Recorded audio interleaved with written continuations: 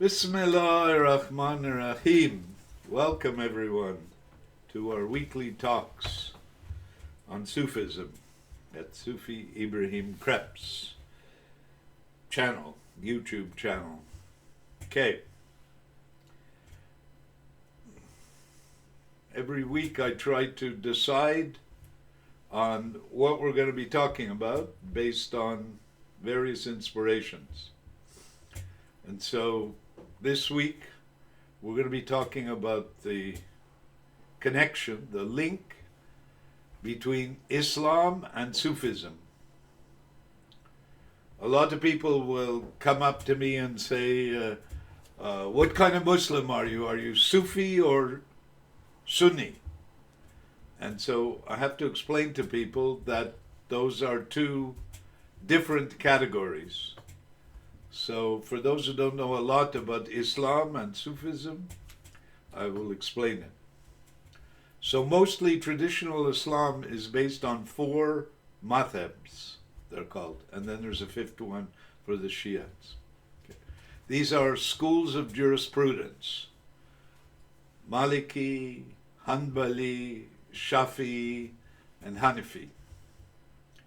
Okay, most Muslims know this like the back of their hands. Okay. And then when you get into the split with the Shiite, there is a fatwa at Al-Azhar saying they're a fifth madhab, a fifth school of jurisprudence that they call Jafari. Okay. So traditionally Muslims have almost always fit into one of those categories. Now we have on top of it, or underneath it, better still, we have Wahhabi Salafi. They don't believe in those madhabs. They believe in making their own judgments, they have their own mujtahids who make their own decisions. And that's a whole controversy that we're not even going to try to get into today. But Sufis can be from any of those madhabs, from any of those schools of jurisprudence. I've met Maliki Sufis, Hanbali Sufis, Hanafi Sufis. Sufis can be in any of those schools. The important thing to understand is what was presented to me the first time I came into a Muslim Sufi context.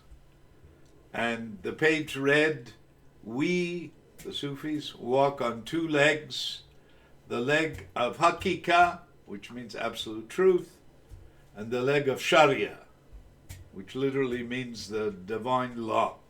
Okay, but is actually a more general term referring to what the Vedantists would call the dualistic reality, which the Vedantists kind of dismiss, but which is extremely important. So the real Sufis are also following the Sharia. Now there are also the pseudo-Sufis, or sometimes I used to call them dismissively, and I was part of it, the goofy Sufis. Okay, so my first Sufi way was with Pir Vilayat Khan in what was called the Sufi Order of the West, which his father had brought from India, a form of universalist Sufism. Okay?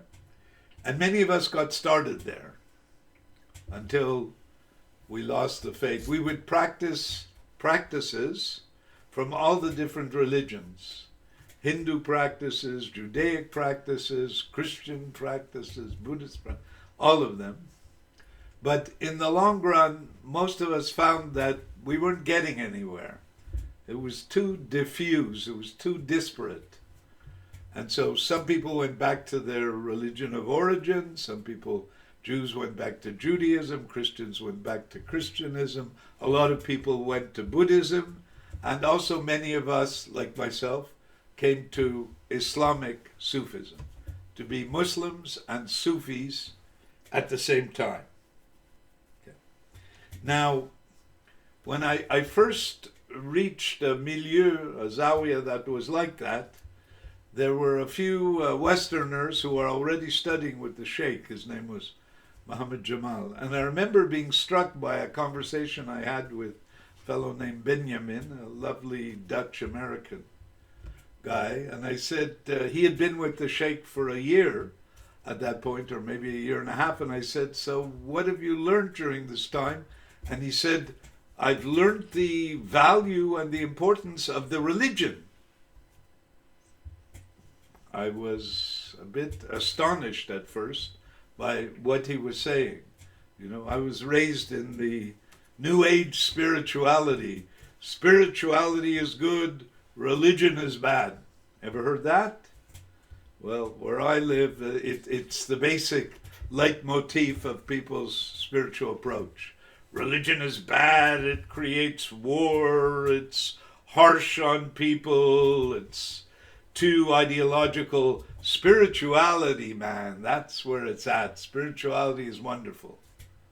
But that conception, that model is wrong. And I had to discover that. So my universalist Sufi teacher, we used to do practices. We used to sing songs in praise of the Prophet, peace be upon him. Muhammad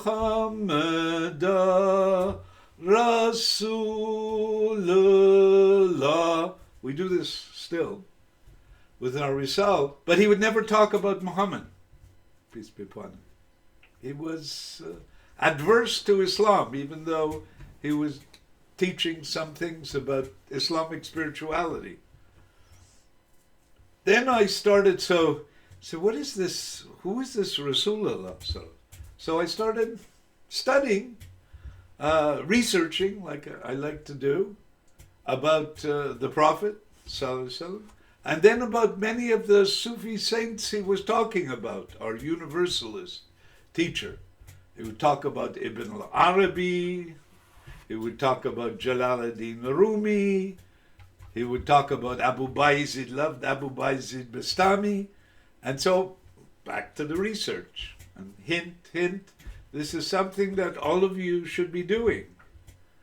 Whether you're my student or not, if you hear something interesting here, something that piques your curiosity, research it. Nowadays we have so many good instruments of research. You can even start with Wikipedia. It's not bad in this area. Some areas it's out to lunch. Don't read it about vaccines. But in this area you can get a lot of information even from Wikipedia. And there are books and books. There's all kinds of stuff. And there are videotapes on YouTube. So you can learn about it. So I started studying the lives of Ibn al-Arabi. He was a great scholar. He was a very pious Muslim. They were all pious. All the people he was talking about as spiritual Sufis were also pious Muslims. Interesting. So what is there about this religion? Like most people in the Western world, certainly at that time, we had a kind of bias against Islam.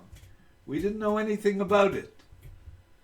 When I went to Jerusalem at first and asked the Christians in Jerusalem, they knew almost nothing about it, although there are now evangelical Christians going through the Quran looking for errors, astaghfirullah. And there were Orientalist Christians doing the same thing a long time ago. When I went to the Jewish rabbi, they said, Muhammad, he couldn't even read and write. So that ruled him out. Very dismissive. Astaghfirullah. But it didn't sit well with me. So I ended up, and that's a story you can follow in the previous tape about how I came to Islam with a Muslim Sufi teacher, and I had an incredible hal. If you want to put it in Hindu-Buddhist terms, I had an experience of enlightenment after speaking with him the first time. And so, but he was a Qadi. He wasn't only an Islamic scholar, he was an Islamic judge. And to be a judge, you had to be a high-level scholar. And he knew the Quran by heart, etc. So I started seeing there's something to this religion. The spirituality is wonderful.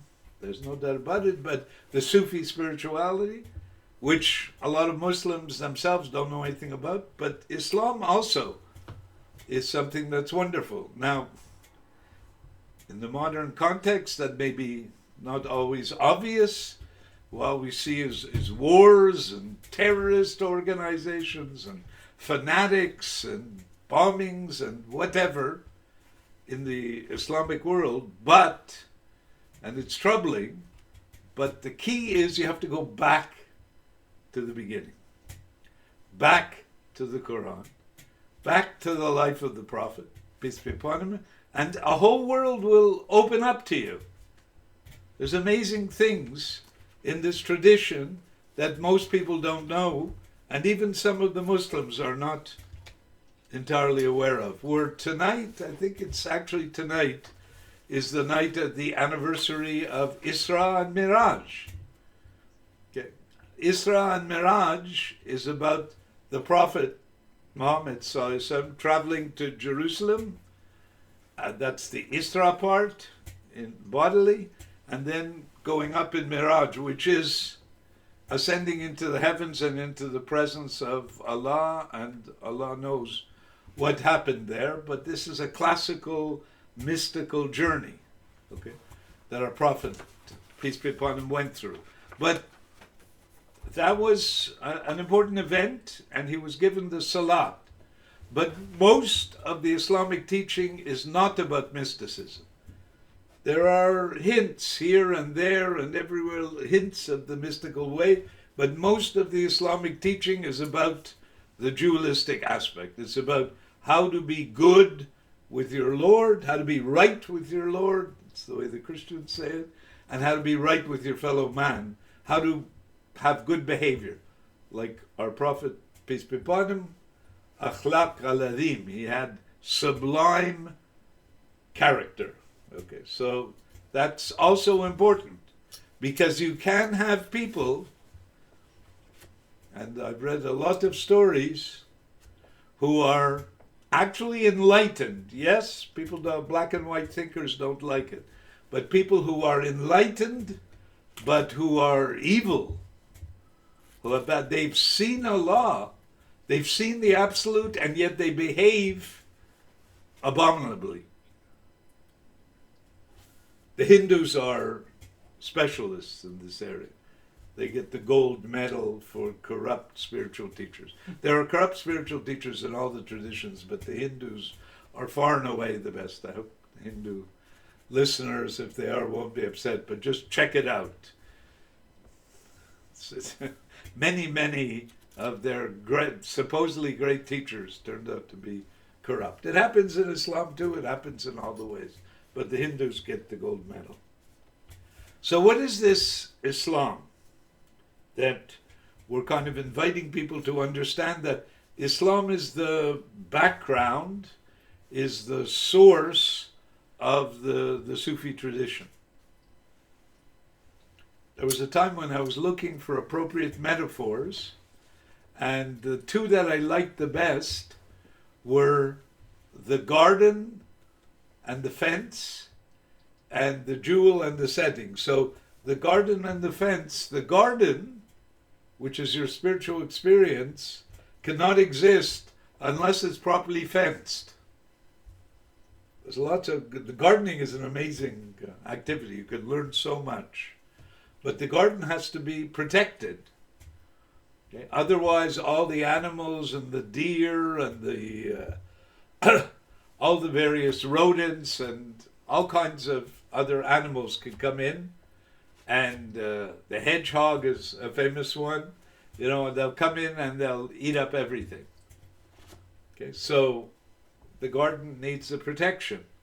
The protection is the Sharia, the divine law, and that protects your inner journey. The other one I really liked was the jewel and the setting. Okay? Jewels, if you wear a ring, there's a jewel in it, okay, maybe a diamond or a sapphire or whatever. And then there's the metal, usually, that holds the jewel in place.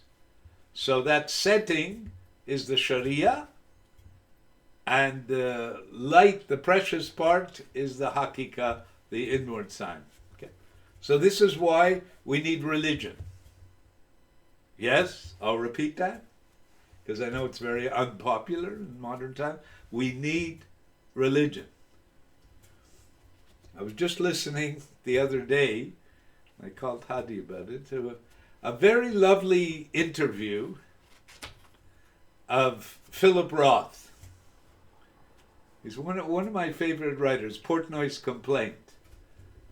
I love the storyline, and the last phrase from the book I use over and over again. And so, we made to begin. This is the psychoanalyst speaking after he's told his whole life story. And so, we made. Philip Roth is a wonderful writer. I was having fantasies of going to the library and getting a few more books. But as the Eleanor Wachtell is interviewing him, I can see that he's getting old. He's 76 when this interview goes on. He dies at 85, and you can see him getting increasingly uncomfortable with the aging process, with losing his friends, with losing his brother. So if you don't have and he talks at some point, I looked him up, research, remember? I looked him up in Wikipedia, and he was denouncing religion. You do that at your own risk and peril, because we need those beliefs. I need those beliefs, and you need those beliefs. That's what gives us hope, amongst other things. And it's not unrealistic hope, it's realistic hope for the other world. If there's no other world, this whole thing is a travesty. So we need those religious beliefs. And Islam, of all the religions, has the clearest beliefs. The people involved in the religion, they can be difficult. Yes, they can be difficult. But the beliefs, the basis of the religion is sound. More sound than anything else I've found. The Hindu-Buddhist traditions are way too transcendent, and the Christians are lost in theology, and the Jews are lost in some form of ethnic nationalism. So Islam is the deepest and most correct belief system. So in this wonderful book that I wrote, I don't think it's available on Amazon, but you can get it via my website at Sufi Pilgrim's Progress if you're motivated. But as I was reading the chapter on Islam, I was impressed by the author, me. I can see that my ideas have been consistent. I haven't had to change anything in any of my books. So that's good. That was one of my goals, not to make any serious mistakes. So let me read a little bit from some of this. There's a lot to cover. Okay. It is not easy to promote Islam in the modern world. Ha ha. No kidding, with everything we see going on in those countries. With all the violence, tyranny, this is written 13 years ago, by the way. With all the violence, tyranny, unfairness to women in many Islamic countries, and callous disregard for human life in others, i.e. Iraq and Afghanistan, it seems almost counterintuitive to be inviting people to this religion. Yet, I've become increasingly convinced over time, and still am, that if we return to the original sources, Quran and Sunnah of the Prophet, peace be upon him, this is the best religion for mankind.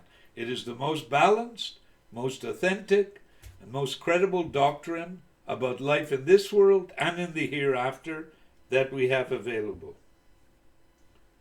I'm going to skip because it's a long chapter on Islam, but I highly recommend it, of course.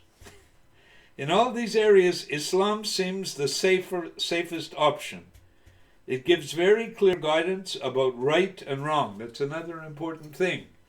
Now we see how confused people are about right and wrong. So we get the LGBTQ2S, kids on their own deciding to be mutilated at 10 years old because their body isn't the right sex. I mean, people are really confused.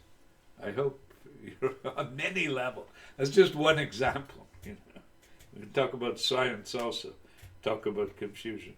It explains clearly the consequences of making the right and wrong choices, and it paints the afterlife in a way that is intuitively satisfying, as well as consistent with the experiences of that neutral group of witnesses who inform my understanding of the other world, the near-death experiencers. So it's consistent with the experiences that people have on the other side. And in my book, that's book number 2, that one's available on Amazon, The Big Questions, Evidence-Based Faith, you'll see equivalent Quranic verses to the NDE experiences, which just gives both of them more credibility. Okay. For the non-believers, credibility in the Quran. For the believers, more assurance that it's not just in their minds, this is reality. As an added bonus, it offers a clear path to enlightenment, if we're talking about that's Sufism, if one chooses that option. In 1978 in Jerusalem, I accepted Islam.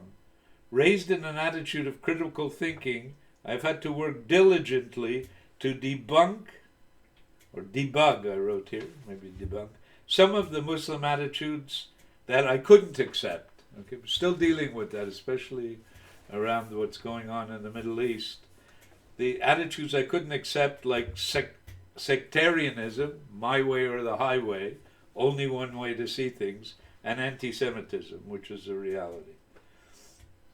This has not led me to leave Islam, but rather, despite these obstacles, I have come to appreciate it more and more as a way of life and as an essential instrument in my relationship with the Absolute. That's the other thing. How can we relate not only to the Absolute, but even to this worldly life if we don't have certain basic beliefs and basic pillars of our understanding? Islam gives us all of that in the Quran. Unfortunately, contemporary Muslims, here I had a little note I put, is this prophetic? In other words, predicting. This is 13 years ago, remember? Unfortunately, contemporary Muslims seem to experience their status as equivalent to those times when Islam was extremely vulnerable. It's kind of odd how the Muslims are feeling that they're victims, especially, of course, of Israel and the Jews, but actually they're victors. But it doesn't come to their mind. There's 1.5, maybe 2 billion Muslims, 15 million Jews. What are they worried about, really? But it's kind of hard for them to get beyond. So this is a whole other issue, a problematic issue in Islam. We won't only talk about, but contextualization. At the beginning, when the Prophet left Mecca, he had 120, 130 followers with him. They were a small minority. They grew quite quickly after that. But they were a small minority. Now they're a huge majority. Okay, the Christians may have a few more, but they're all divided. Islam is not that divided, Sunni and Shia, but it's basically, on some level, it's all unified. So the Muslims have won already. They should stop always praying for victory. The victory is there. Now they have to manage the victory. That's a whole other thing. Then you have to get outside of your victim complex into your victory complex. So we could do a whole other session on Islamic beliefs. They're very clear. They're very beautiful. Maybe we'll do that one time. But today, just to underline the point that Sufism exists as the jewel within the ring, the carrier ring of Islam. Within the setting, okay, that's the word, within the setting of Islam. Okay. So I have a small, partial chapter, not quite a chapter, also about Islam, why it's important, and this subsection is called Islam is Beauty. Okay, if you want to see what I'm talking about. What do I mean? Well, most people can recognize that Islamic architecture is, as the French would say, hors pair. It's incomparable. You go see the Blue Mosque in Istanbul, some of those mosques built by the Ottoman Empire, all the mosques, even even the Saudis managed to build something beautiful at Mecca and Medina, which is counterintuitive. But they managed because there's some divine inspiration. And you'll see many of the mosques in many parts of the world, in Abu Dhabi, in Qatar, beautiful structures. No comparison, for sure, for Judaism. I still haven't seen the Jews won't like me for this, but I still haven't seen a decent piece of architecture in the form of a synagogue. They're all kind of built practical, like some of our modern universities, calculating the square feet, and who knows how they calculate it, but they're lacking in beauty. The Christian churches, there's some beautiful churches, but they're a bit too ornate. They're too much, those spires and those pointed. Compare a church to one of the great churches, choose any one, to one of the great mosques, and you'll see the difference. Because the Muslims understand simplicity, and the Christians have been probably the most effective force in making our lives complex, starting with Christian theology. No, actually starting with Greeks, the polytheists and all their logical propositions and philosophies, and the end result, I don't know if anyone watched the Supreme Court hearings today about Trump on the ballot in Colorado. The way these people think is so complex. If they get to the right decision, and they do sometimes, they've made some really foolish decisions.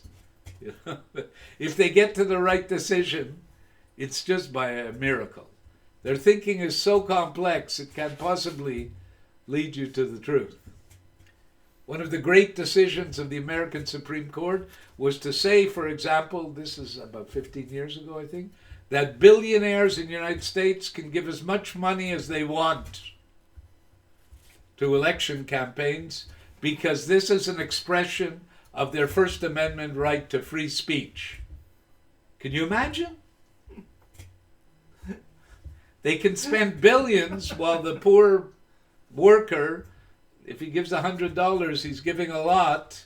They could spend billions because this is their right to free speech. Okay. I don't want to be too hard on America because we have an equivalently foolish Supreme Court in Canada that legislated or that ruled, this is also about 15 years ago in a similar period, that Le Danse à 10, it was called. This is in a strip club that the dance first, if the stripper came to your, excuse me, though people aren't horrified, but just to show you how foolish these people are. If a stripper comes to your table, in Quebec at least at that time, maybe it's more expensive now, you have to pay $5.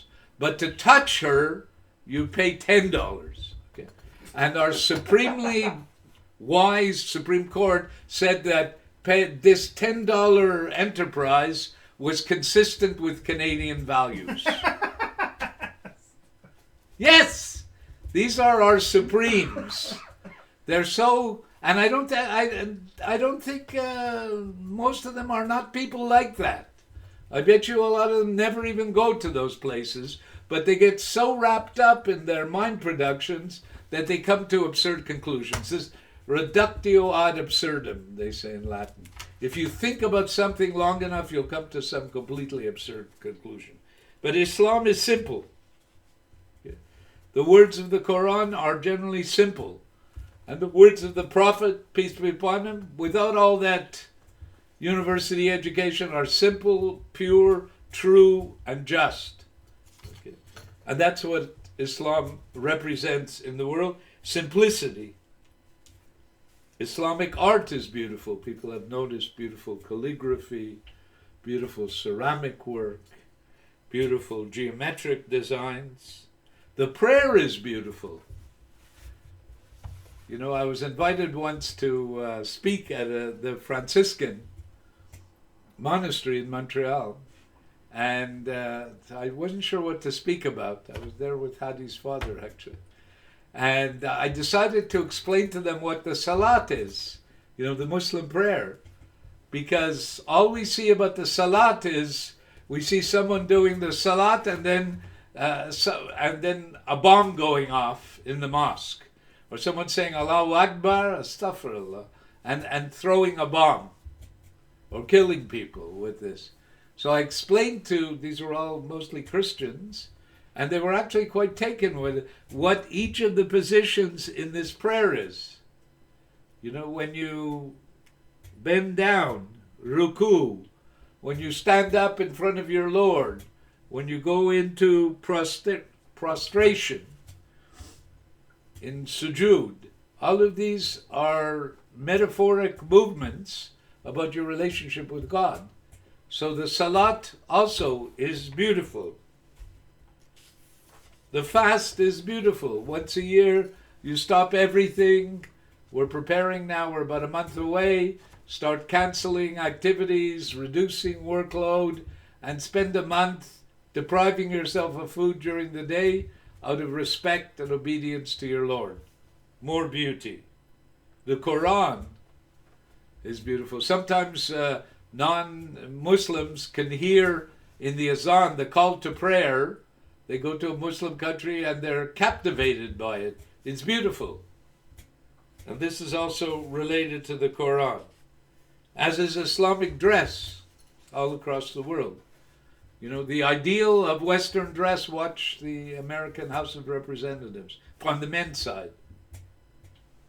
Notice, feminists, the women are allowed to dress in a few different ways. The men all have to look the same. You know, a suit in some dark color, dark brown, dark gray, dark blue, and that's all. The only option of liberty you have is the tie. You can wear a Trump all-red tie, or some of them that are very daring will wear a yellow tie. Everything else is determined. And they call it, this is not beautiful.